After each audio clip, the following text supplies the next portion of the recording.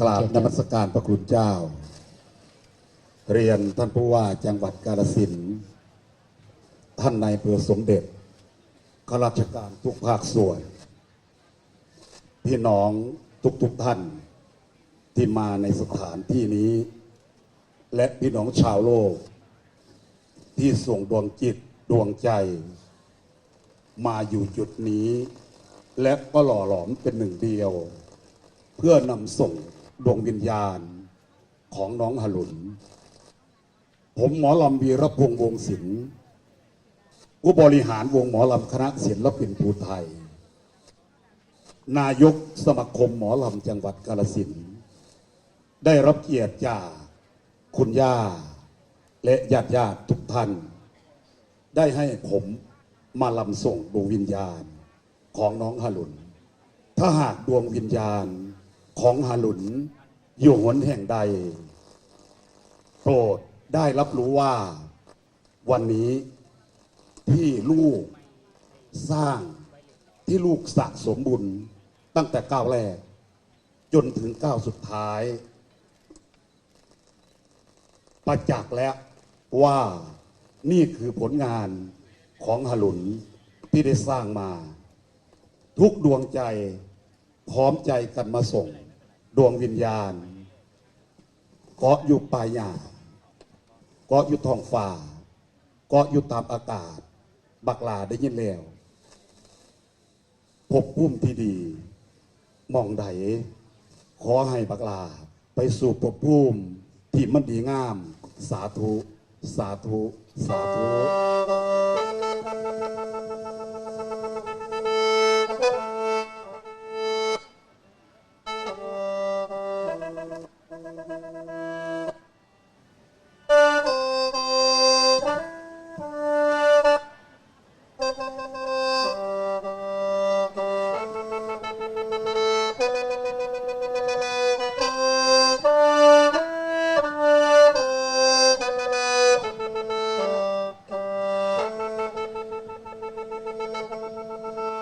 ใบเอ๋ยใบไม้แห้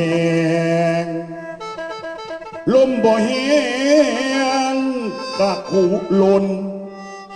คือชีวิตของคนเกิดมาแล้วก็ต้องพอความเจ็บไข้เลี้ยวแก่ตาย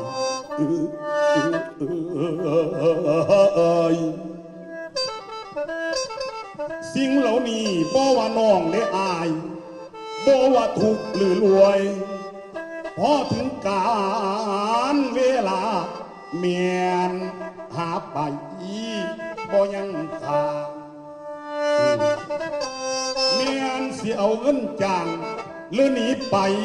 คันลีสอนขึ้นสื่อว่าความตายจะเขียนโคอยู่อ่อนตอนบ่มีวินวางผู้ได้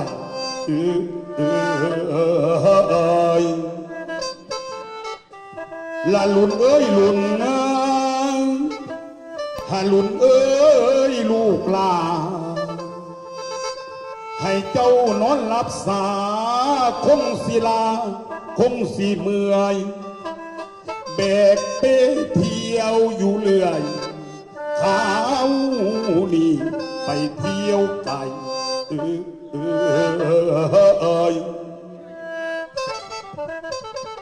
บ่อาจกับน้อตาวใดไปหลับอยู่บ้านเมืองเขาไกลบ้านเขากาฬสินธุ์แผ่นดินบ่อนเน่ายังยาปลูกฝังเต็มที่เป็นคนดีมีคุณค่าทุนชนบทจุฬารัฐศาสตร์ฉลาดหูเป็นคนสู่ดอกบอถอย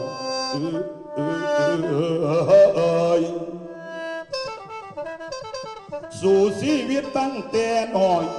เป็นแบบอย่างเยาวชนการศึกษานำพาตุน เทียบทัดคนโอ้ยนอเขาได้น้ำตาไหลเสียดายเจ้าไว้ยังเยาไปรอบโลกโชคบดีเถื่อนี่ไปทิมล่างอยู่ต่างแดน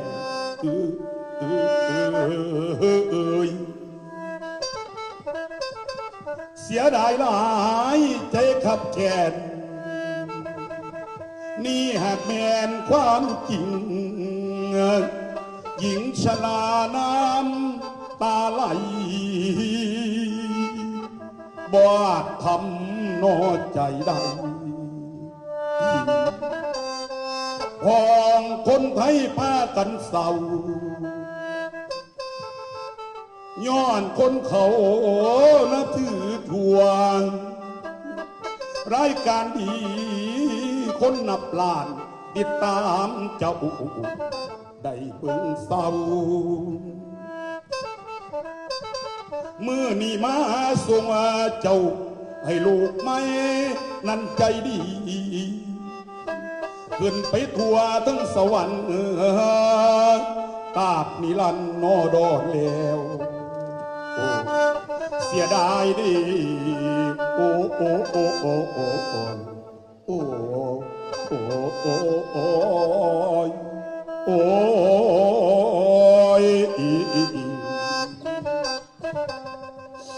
เสียดายเลยเสียดายแก้วดวงใจผู้เป็นยางพักผ่อนสาเด้อลูกหลานวิมานฟ้านั้นงดงามความภูมิใจเฮียงกำบ้านเกิดกาฬสินธุ์น้ำตาลินอะไรรักพักษาเวลาดีให้ไปดีเด้อเจ้าถ้าลุ่นของเจ้าคนเก่งฝากเสียงลำเสียงเพลงนี่แทนคำน้อยกยองให้ถ้าลุ่นน้อยโอ้โอ้โอ้โอ้สู่สวรรค์วิมานเมียนโอ้โอ้โอ้โอ้โอ้โอ้ลานา